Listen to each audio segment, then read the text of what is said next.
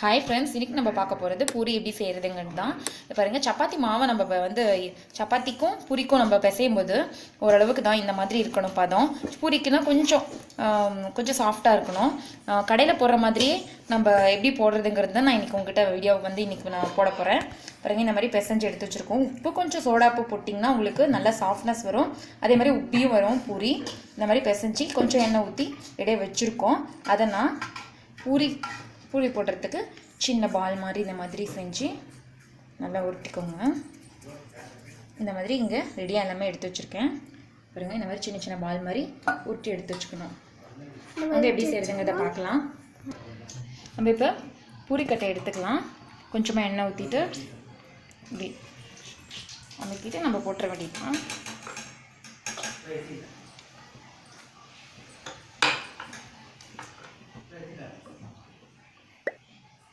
இப்போ எண்ணெய் பாத்திரத்தை வச்சுக்கோங்க. எண்ணெய் ஊற்றி எண்ணெய் காஞ்சதுமே இந்த மாதிரி போட்டு எடுத்துக்கலாம். அப்படியே போட்டு விட்டுறக்கூடாது. இந்த மாதிரி அமுக்கி எடுத்திங்கன்னா நீங்கள் நல்லா உப்பி வரும். சில பேர் ரவையெல்லாம் போட்டு ரவையை போட்டு பிசைவாங்க. அந்த மாதிரி பிசைஞ்சு எடுக்க வேணாம்.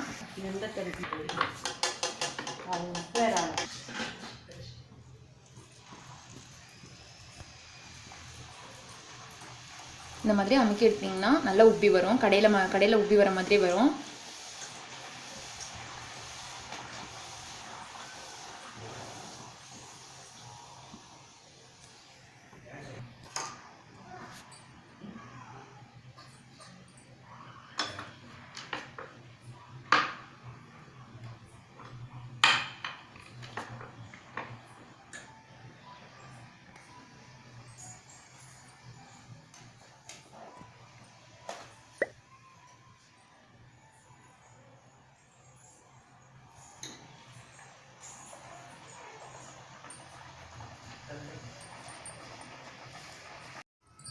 ஃப்ரெண்ட்ஸ், பாருங்கள், சூப்பராக ரெடி ஆகிடுச்சு நம்மளுடைய பூரி. நல்லா உப்பிருக்கு பாருங்கள்.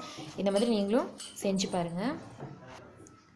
நான் சொன்ன மாதிரி இந்த பூரிக்கு நம்ம மாவு வந்து பிசையும் போது நல்லா சாஃப்டாக இருக்க மாதிரி பிசைஞ்சிக்கணும். எண்ணெயும் நல்லா ஊற்றிக்கணும், பிசைஞ்சிக்கணும்.